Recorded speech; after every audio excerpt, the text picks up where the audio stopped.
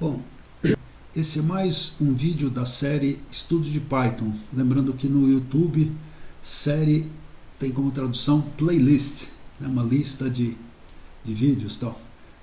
Esse aqui é o 10º vídeo. A gente está fazendo exercícios com programas mais realistas. Não são programas com recursos mais avançados da linguagem, mas a gente está usando os recursos mais básicos para fazer programas com uma lógica mais realista, mais parecida com aquela de um programa útil, né? Um programa profissional. Meu nome é Hilton Fernandes, esse G é de Garcia, normalmente eu não uso, mas aqui no YouTube tem tanto Hilton Fernandes que eu tive que acrescentar esse nome do meio que eu normalmente não uso para poder ser localizado aqui. Esse é um canal no YouTube. E aí, por último, esse número estranho é uma data no formato universal que os japoneses e os programadores usam, né, gostam, por razões diferentes. Bom, aqui está a agenda, né? Quer dizer, a lista de tópicos que a gente vai cumprir. Em primeiro lugar tem a motivação, quer dizer, para que esse vídeo foi feito, né? E aí a gente tem duas coisas de relembrar, né? Esses itens a gente já viu, tá, em mais detalhe, mas aqui a gente vai recapitular um pouquinho só para criar o contexto, né? Em programação tem muita coisa e nem tudo é intuitivo, então frequentemente a gente está voltando, né? Até o conceito ficar fixado e ficar disponível na memória, eventualmente a gente acaba voltando para poder tirar alguma dúvida, ver algum recurso novo do conceito que a gente já viu, etc. Bom, a gente no caso vai falar do input e dessas estruturas de repetição e decisão que a gente vai estar usando. Vamos falar também de bibliotecas de programação. Esse já é um item, vamos dizer assim, relativamente avançado dos programas da vida real, tá? Que a gente está sempre usando bibliotecas. Vamos resolver dois exercícios do vídeo anterior, que é o vídeo 9, né, 09, e através disso a gente vai estar fixando alguns conceitos e vamos naturalmente trazer conceitos novos, né, nos exercícios que vão ser deixados aqui nesse vídeo. A gente está seguindo essa metodologia de apresentar conceitos, né, através de exercícios que resolvem problemas naturalmente, e deixar alguns exercícios para as pessoas fazerem, né, quem está acompanhando essa série de vídeos, fazer e eventualmente ver a discussão deles no vídeo seguinte.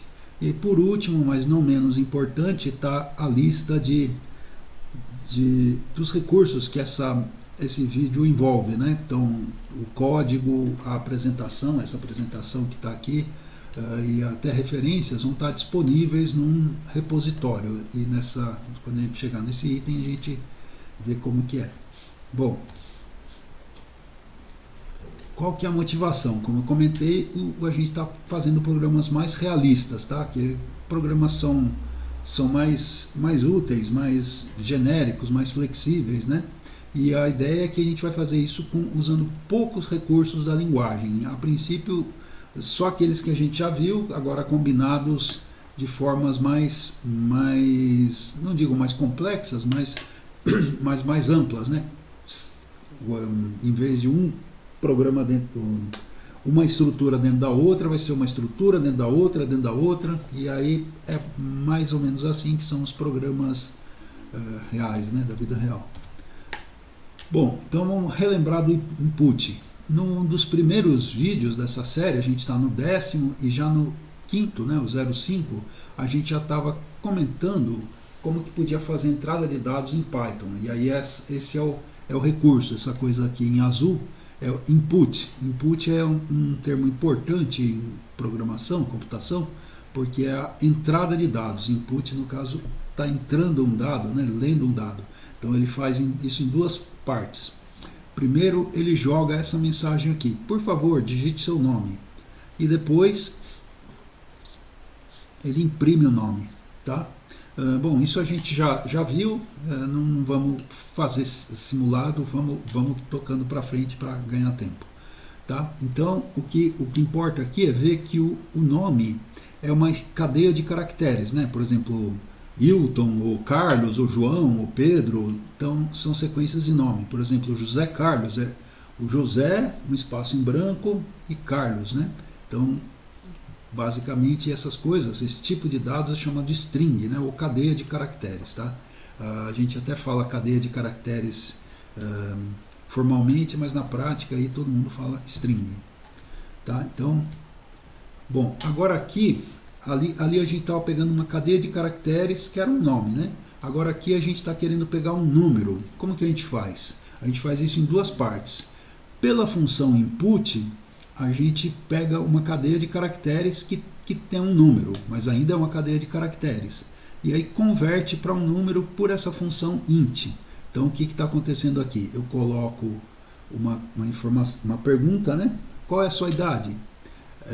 Essa informação é recebida pela função input e o resultado da função input é convertida para um número pela função int. E tudo isso vai ser jogado na variável idade. E aí por último vai imprimir, você tem tantos anos de idade.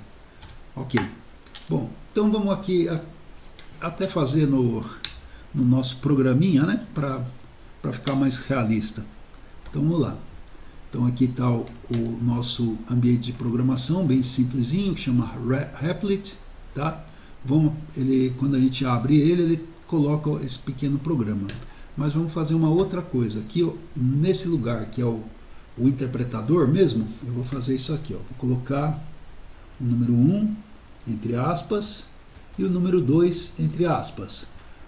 A gente ingenuamente vai pensar que esse mais aí vai gerar 3, mas não gera 3. O que aconteceu aí? Ele não está vendo esses caras como números, está vendo como cadeia de caractere. Então, nesse caso aí, o sinal de mais tem o papel de concatenar, grudar as duas cadeias de caracteres, tá?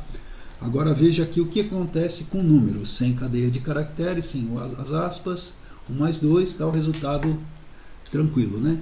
Agora vamos fazer uma misturada aqui, ó. Vou escrever int, vou colocar o 1 dentro do int e somar com 2. Aí o que acontece? Virou 3. Ou seja, essa função fez isso. Ela recebeu, como a gente viu, né? Ela recebeu uma cadeia de caracteres que tinha dentro dela o número 1, converteu para o número 1 e aqui essa segunda parte da expressão somou com o número 2. E aí o resultado deu 3, como era de se esperar. Naturalmente a gente viu, né, que sem a função int e sendo todo mundo cadeia de caracteres, não vai dar 3, vai dar 12, né? 1, 2. Ok? Bom, então vamos lá de volta ao nossa apresentação. Então isso aqui a gente viu lá na vida real, não foi eu que inventei agora. Tá bom? Então agora relembrando aqui as duas estruturas, tá? Então essa aqui é a estrutura de decisão mais formal, completa. Então a ideia básica, só relembrando, o programa está vindo, chega numa condição. Condição é o quê? Alguma comparação, alguma operação que dá dois valores só possíveis, ou falso ou verdadeiro. E aí se o resultado da condição for verdadeiro, vai executar o comando 1. Se o resultado da condição for falso, vai executar o comando 2. Então isso aqui é o se e aqui é o senão, ou if e else, tá legal? A gente acaba falando muito mais if e else do que se e senão, tá? Porque a linguagem de programação, naturalmente, o Python é uma delas, muitas delas usam os termos em inglês, tá? Que é querendo a gente ou não, é uma espécie de linguagem universal, aí, pelo menos ainda mais em computação. Bom, e aqui essa estrutura de repetição, tá? O importante aqui é que essa coisa toda é executada uma vez só. A de repetição como é? Eu venho, testo a condição. Se for falso, vou embora, não tenho o que fazer. Agora, se ela for verdadeira, eu venho e executo o comando. Esse comando aqui. Lembrando que comando, na verdade, pode ser um único comando ou pode ser um bloquinho de comandos. Nesse contexto, isso aqui pode ser um único comando de verdade ou o tal do comando composto, que é justamente composto de vários. Então ele executa e volta e testa de novo a condição. Tá? E Se for verdadeiro, executa de novo. Se for falso, vai embora. Mas aqui tem um potencial para executar um número indefinido de vezes, tá? Inclusive, se a gente é um erro de programação quando a gente não altera os termos da condição. Então ela está sempre verdadeira e o programa fica rodando aqui perpetuamente, tá? Isso é chamado tecnicamente aí tal de loop infinito, tá? Bom, agora aqui a gente, para mostrar, é uma coisa que a gente quando está aprendendo a programar fica meio confuso às vezes, né? Então aqui está um if sem o else, tá? Então o que acontece? Se a condição for falsa, ele vai embora, não faz nada. Agora, se for verdadeiro, executa esse comando, tá? Agora veja como parece com o tal do enquanto, tá? Então enquanto como é? Ele vem, se for falso, vai embora, igualzinho aqui. Agora, se for verdadeiro, executa, e a diferença, a grande diferença é essa volta aqui, volta a testar a condição, tá? E aí então, qual que é a ideia básica? Esse cara roda uma única vez, sempre. Aqui roda, ou aliás, nenhuma, né? Se não, também, zero ou uma vez. Nenhuma se for falso, e uma se for verdadeiro. Agora aqui tem condições de rodar muitas vezes, tá? Então essa é a grande diferença entre os dois. Então aqui está um trechinho de programa, nesse programa aqui 10 estruturas, né? Só para relembrar, isso aqui significa que dentro do repositório, ele está dentro do diretório source, que é o fonte, é parte do vídeo 10 e é o programinha estruturas. O PY é o tipo sobrenome dos programas Python, né? Então aqui ele vem, imprime e vai embora, acabou. Agora aqui, ó, ele vem, né? Naturalmente, se for maior ou igual a 10, nunca vai executar. Aqui, mesma coisa. Ele vem, se for maior ou igual a 10, vai embora. Agora, se o count, por exemplo, for 2 ou 0, sei lá, ele vem, digamos que seja 0. Vem e pergunta, 0 é menor do que 10? Então executa o count, soma 1. Aí volta, aí o count está valendo 1. 1 é menor do que 10, e aí vai indo, tá? Agora imagina que vamos pensar duas situações. As duas supondo que não tem essa linha aqui embaixo. Imagina que o count é 0. Ele entra aqui e pergunta, 0 é menor do que 10? Então ele imprime aquele valor lá, tá? Aí não alterou o valor do count. O que ele vai fazer? Ele vai imprimir. E voltou, testou aqui, 0 é menor do que 10? Então é aquilo que eu falei para vocês, ele fica infinitamente rodando, naturalmente supondo que não tem essa linha aqui, tá bom? Por isso que de qualquer jeito é a estrutura de repetição. Bom, e aí para que serve essa história de biblioteca de programação? Por duas razões. Uma, imagina que eu já fiz um negócio, eu aprendi, tá? Aí é bom que eu não precise pensar mais naquilo, eu só repita. Então, por exemplo, aprendi a amarrar o sapato. Aí alguém me fala, amarra o sapato. Aí eu vou lá e amarro o sapato sem pensar. Eu estou reusando uma coisa que eu aprendi, tá? Então isso é um dos usos da ideia de biblioteca de programação. Agora outro uso é o seguinte, imagina que tem coisas que eu não sei fazer e eventualmente não quero aprender. Por exemplo, eu não quero aprender nesse momento da vida a trocar válvula de descarga. Então o que eu faço? Eu peço para alguém fazer. Esse pedir para alguém fazer seria o equivalente dessa rotina que eu não estou interessado nesse momento. Aqui em programação, por exemplo, podia ser escrever na tela. Eu não quero saber como funciona em detalhes, quer dizer, às vezes até posso estar interessado, mas eu estou aprendendo a programar, não vai ser agora que eu vou estudar como o sistema operacional permite escrever na tela. Então eu vou lá, escrevo print e está acabado. E a mesma coisa aí no caso aí de usar um profissional, eu peço o conhecimento dele, tá? E ele vai lá e faz alguma coisa que eu não estou interessado em aprender agora. Então essa que é a ideia da biblioteca de programação. Ela congela, vamos dizer assim, um conhecimento que eu não preciso ficar pensando nele. Seja porque eu já fiz uma vez, já aprendi a fazer, não quero ficar pensando mais naquilo, seja porque é uma coisa que eu não estou interessado em aprender. Então, uma coisa boa do Python é que ele tem muita biblioteca de programação de outras pessoas, né? Então, por exemplo, raiz quadrada, etc.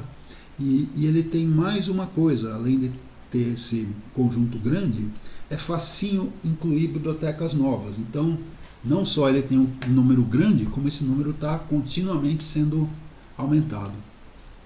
Tá? Então, vamos ver aqui alguns elementos. Em primeiro lugar, em Python, a gente não fala... Olha, está escrito errado. A gente revisa e sempre está escrito bibliotecas. Eita, depois eu vou corrigir na apresentação, mas o vídeo vai ficar assim mesmo.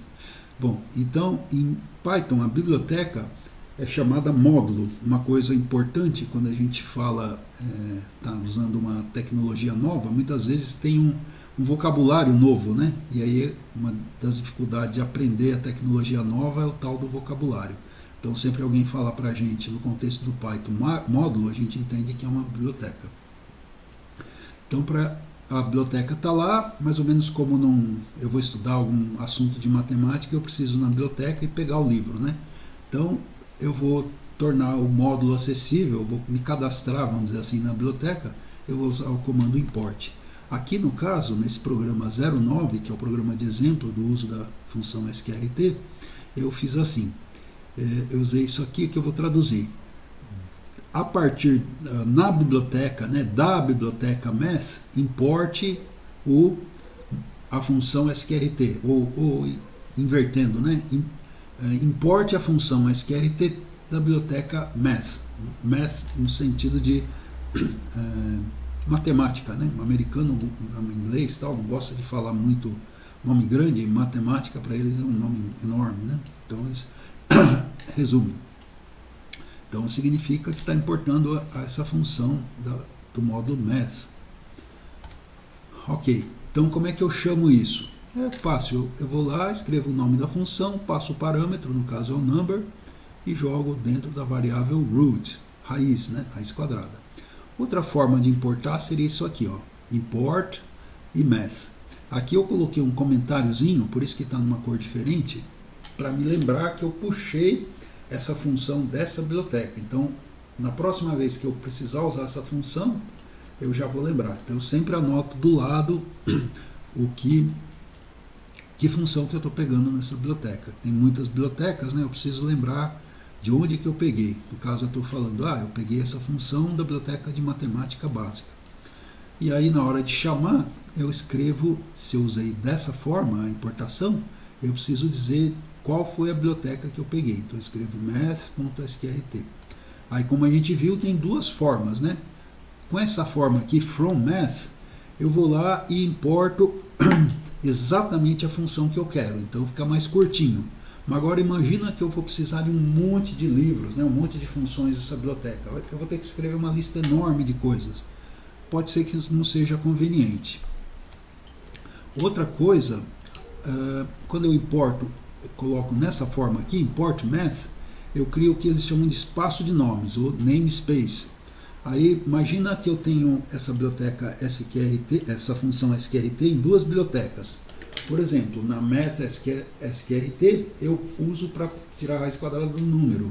E tem uma outra biblioteca que é mais avançada, que chama numpy, Python numérico, onde essa função, uma função com o nome sqrt, é usada para tirar a raiz quadrada de um pacotinho de números, né, que os matemáticos chamam de arranjo, matriz, vetor, etc. Né?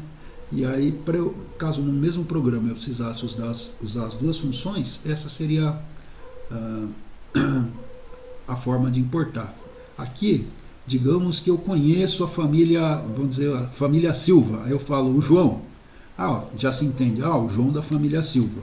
Aqui, quando eu escrevo desse modo, eu estou querendo dizer o seguinte: tenho o João da família Silva e o João da família Santos. Aqui fica claro que eu estou falando, o João da família Silva. E aqui fica claro, né? Então, tem dois Joões, vamos dizer assim, né? E eu preciso dizer de qual família que eles pertencem, né?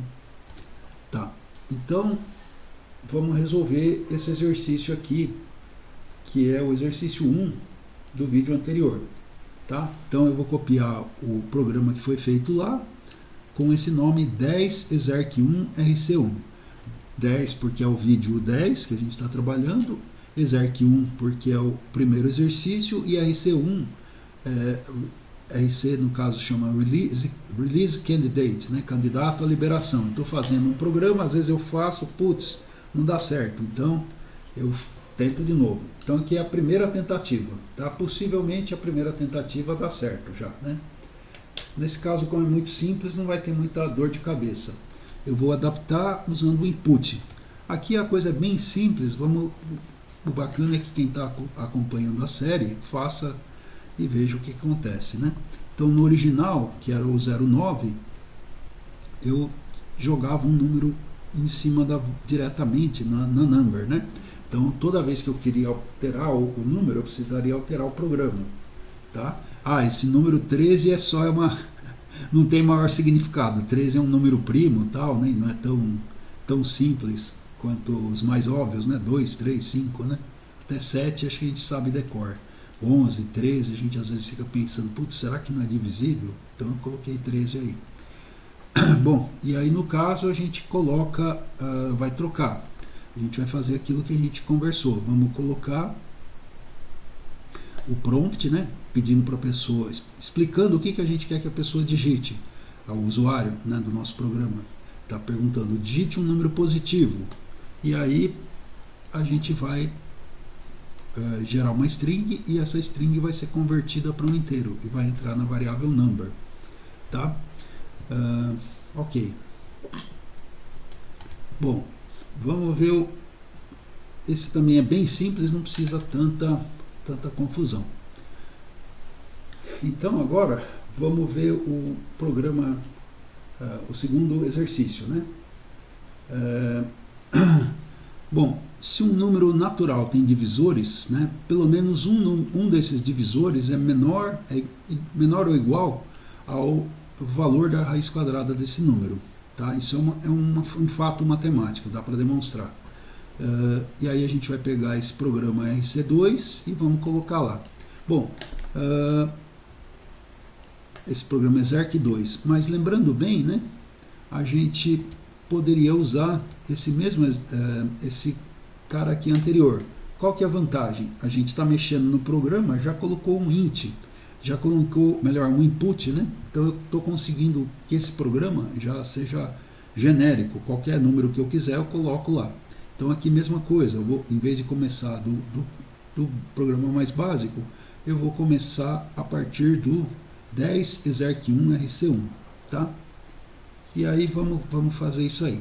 Aí a solução é simples, é só trocar number, que era o limite anterior, né, pelo sqrt do number. Naturalmente a gente tem que lembrar de importar desse jeito aqui, porque aqui eu não estou escrevendo math, eu tenho que dizer qual é a função direitinho, tá? Então vamos fazer isso aí.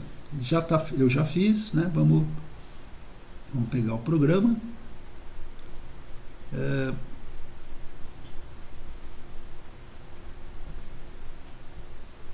Eu estou vindo aqui no bastidor, vou pegar o programa prontinho e vamos jogar no nosso ambiente, tá?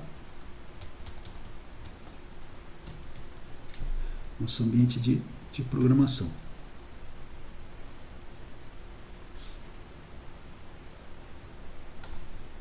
Então tá aqui, eu vou colocar o programa e vou rodar.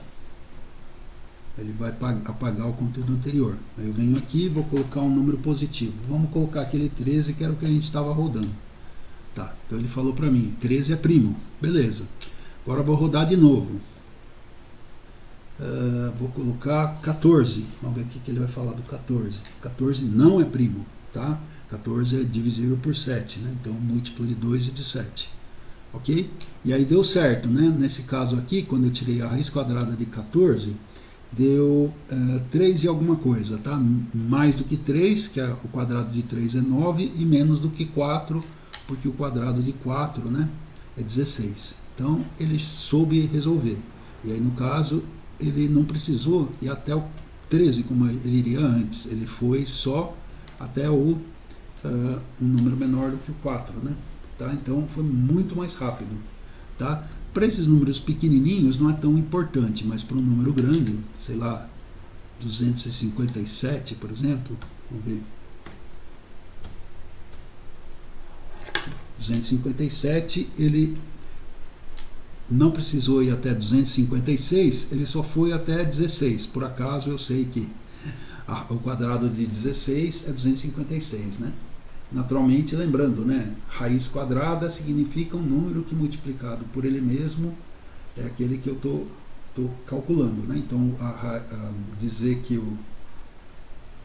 o quadrado de 16 é 256 é a mesma coisa que dizer que a raiz quadrada de 256 é 16, tá? Então isso a gente já fez, tá resolvidinho, sem problema, tá? O programa tá lá, só seguir o vídeo ou a apresentação. Então vamos ver os nossos novos exercícios propostos. Ah, sim, antes disso uma demonstração, só para não dizer que eu inventei, tá? Então a demonstração muito rapidinha, quem me ensinou foi uma professora de matemática da USP, que com uma demonstração muito simples, ela falou, não precisa colocar meu nome, não, tal. Eu já tinha visto isso há algum tempo, mas faz muito tempo eu não lembrava, ela me ajudou. Então a ideia básica é a seguinte, imagina que um número natural é composto de que não é primo naturalmente, ele pode ser escrito como o produto de dois números também naturais, A e B, né? Então esses números, o n é igual a vezes b. Aí vamos supor por absurdo, né? Tem várias formas de demonstrar, uma delas é por absurdo, quer dizer, a gente chega numa contradição. Vamos supor que eles dois sejam maiores do que a raiz de n. Aí eu multiplico eles dois, né? Então eles são maiores do que a raiz de n, só que a raiz de n multiplicada pela raiz de n. Só que isso aqui é maior do que o próprio n. Então é absurdo, porque a gente viu que o a vezes b é igual a n. Então pelo menos um dos dois, não importa se é o a ou se é o b, tem que ser menor do que a raiz de n. Então por isso que para decidir se o número é primo ou não, basta eu ver se ele tem um divisor que é menor ou igual à raiz do n. Beleza? Simplesinho, mas a ideia é essa. Bom, então agora a gente vai fazer duas coisas um pouquinho mais práticas. Primeira coisa, a gente vai tentar diminuir o número de chamadas da função sqrt. Tá? Então, como que era isso aqui? Nesse exercício, olha como que a gente fez.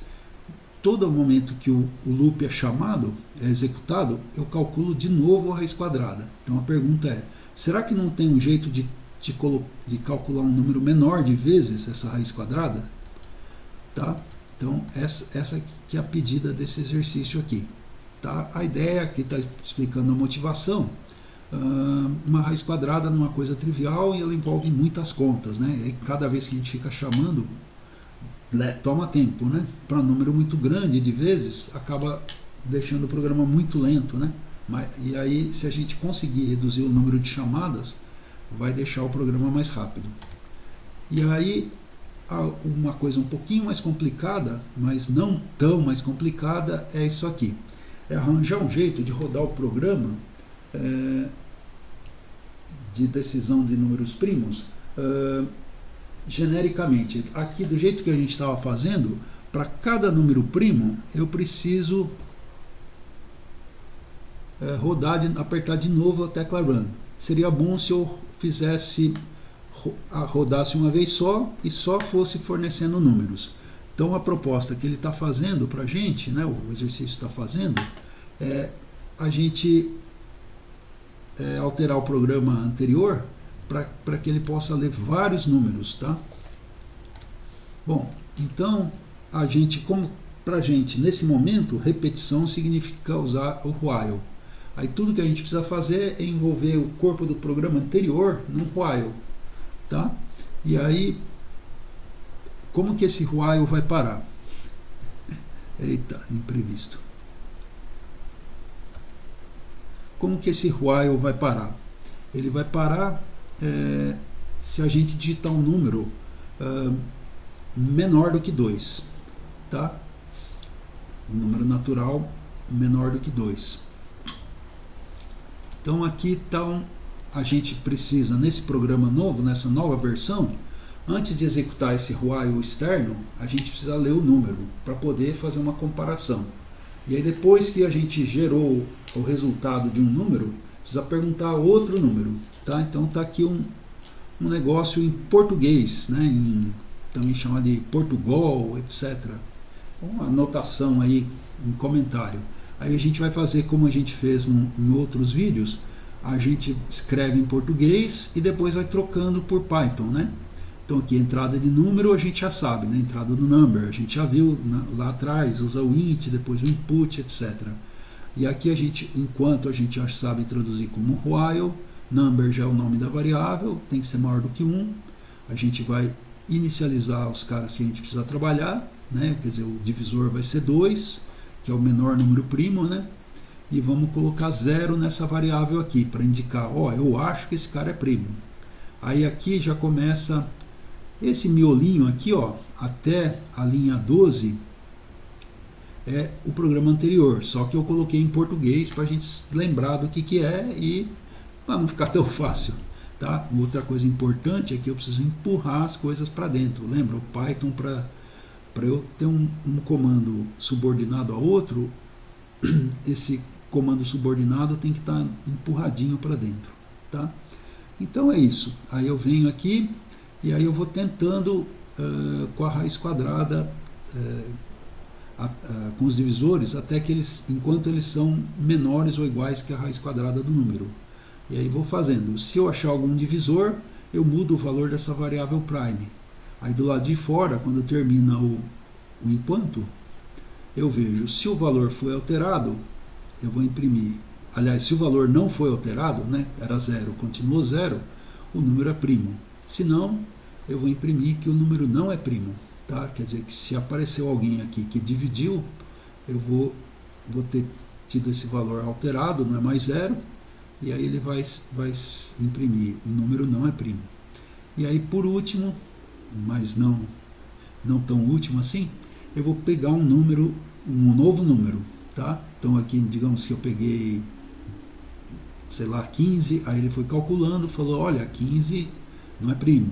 Aí eu coloco outro cara aqui, 14, e vai indo. Tá? Aí no momento em que eu quiser parar o programa, eu coloco, por exemplo, 0, eu coloco 1, ou até menos 1, basta que seja um número que seja menor ou igual a 1, tá? Porque ele roda aqui, esse programa, né, esse while fica rodando, enquanto o número for maior do que 1.